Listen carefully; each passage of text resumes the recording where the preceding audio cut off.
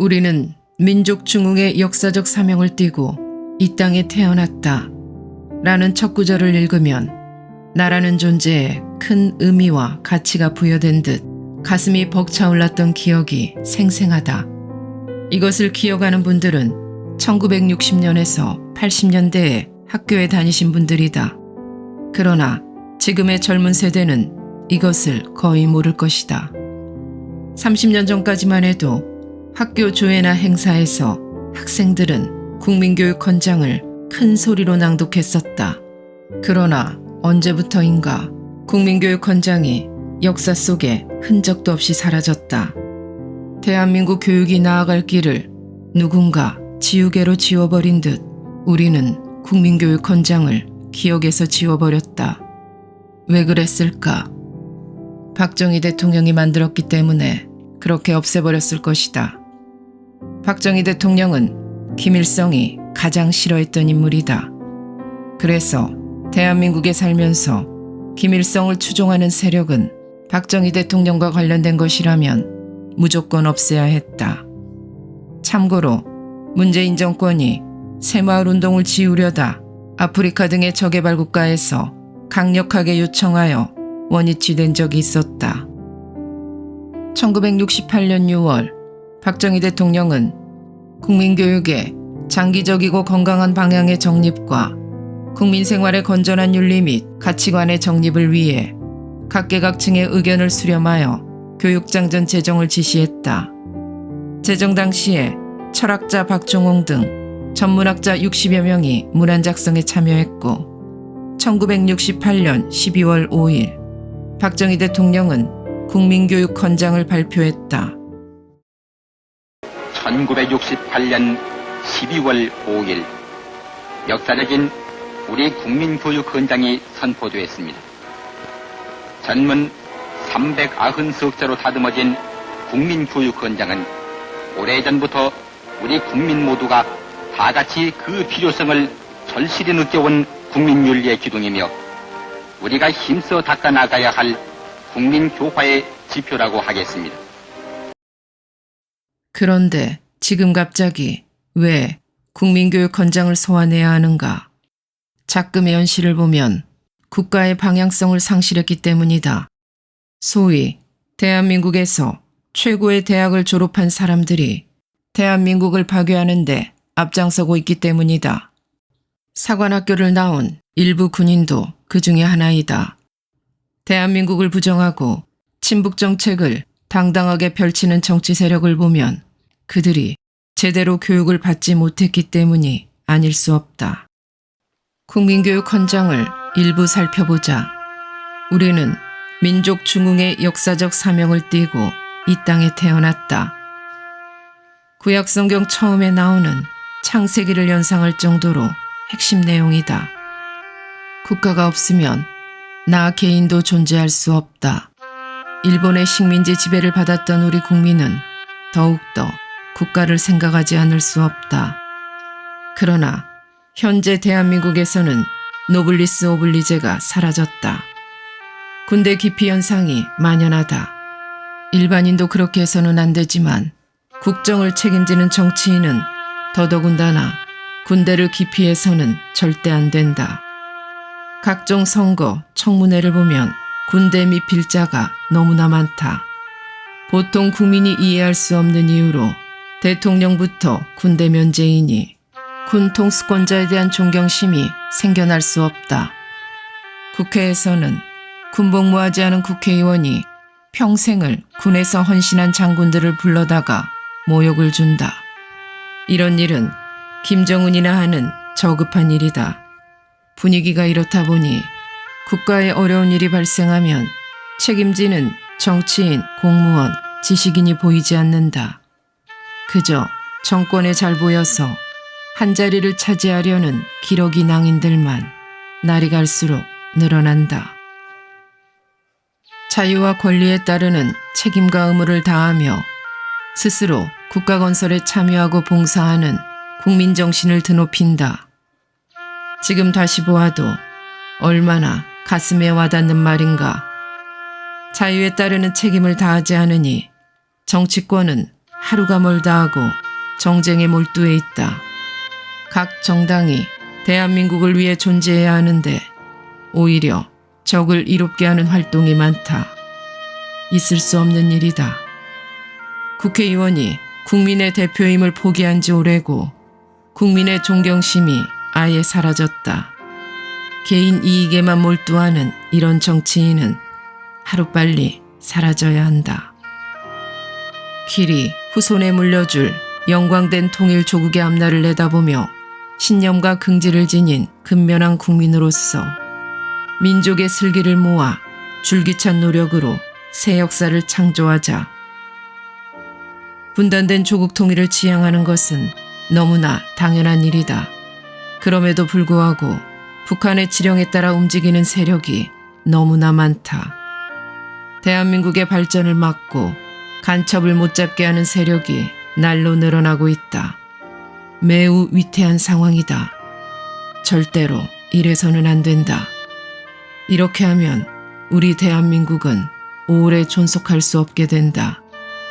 현재 대한민국은 인구가 급격하게 줄어들고 국제 경쟁력이 상실되어 가고 있다.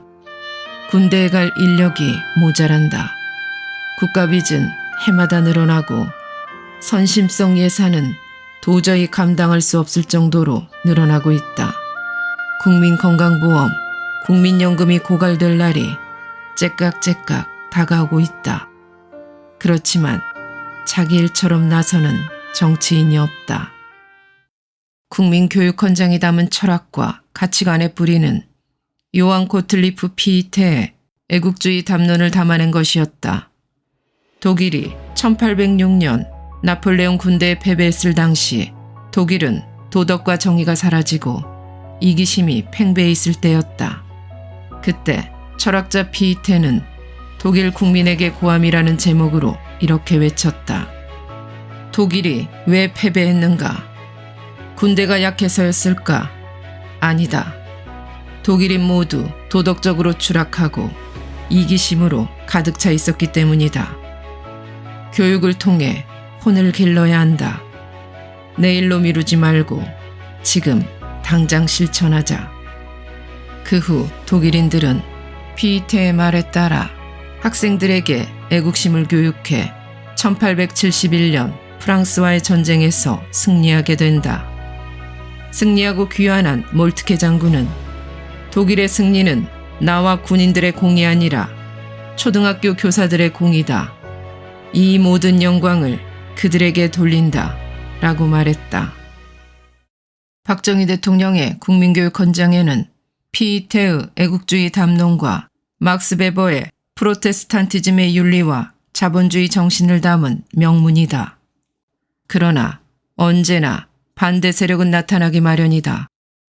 국민교육헌장이 일본의 군국주의, 국수주의적인 이념과 매우 유사하다며 친일적인 헌장이라 주장하는 세력들이 그들이다. 이유는 그럴듯하지만 본심은 국민교육헌장을 폐기하려는 목적이다. 1993년까지 교육부 주관으로 교육헌장 이념의 구현을 다짐하는 기념식과 스승에 대한 존경을 표하는 행사를 진행해 왔었다. 그러나 김영삼 정부 시절인 1994년 기념행사를 폐지하고 초중고 교과서에서 국민교육헌장을 삭제했다. 또한 2003년 노무현 정부는 국민교육헌장 선포 기념일을 법정 기념일에서 삭제하기에 이른다. 국민교육헌장을 쓰레기통에 구겨넣은 시대의 뿌리는 1978년 우리의 교육지표 사건이다. 우리의 교육지표 사건은 국민교육헌장을 친일잔재, 유신독재 정권이 국가주의 이념으로 만든 것이라고 비판해 전남대 교수 11명이 성명서를 발표한 사건이다. 연세대 해직 교수인 성내웅 교수, 전남대 송기숙 교수가 작성하여 전남대뿐 아니라 광주 및 서울의 각 대학 교수들, 창작과 비평의 백낙청, 안병직 교수 등의 서명을 받아 내외 언론에 동시에 발표하기로 계획했다. 그러나 전남대 교수들의 이름으로 성명서가 발표되고 긴급조치 9호 위반으로 연행 구속되자 광주에서 각자 활동하던 좌익 종교계, 운동권 교사들, 학생들이 하나로 연합하는 계기가 되었고 조선대, 전남대 학생들의 대규모 시위를 야기시켰다. 후에 난민전에 가입한 박석삼이 광주 사태를 기획했던 윤한봉의 지시로 시위 상황을 서울에 있는 백낙청, 성내운 교수, 시인 고은 등에 전달했고 이무리한 행진곡의 주인공인 박기순, 광주 사태의 핵심 멤버였던 학생들, 난민전 멤버들이 시위의 주축이 되었다. 우리의 교육지표 사건을 주도한 이들은 대부분 5.18 유공자나 국가유공자가 되었다. 우리의 교육지표 성명서에는 민주주의 교육이 선행되지 않은 애국애족 교육은 진정한 안보에 도움이 되지 않는다라고 명시했는데 도대체 그들이 말하는 민주주의 교육은 무엇을 의미하는가? 그 당시 대한민국은 완벽하지는 않았지만 자유민주주의를 실천해 나가는 반공국가였다. 그들은 교육지표 투쟁이 5.18의 선행학습이었다고 자랑스레 고백한다.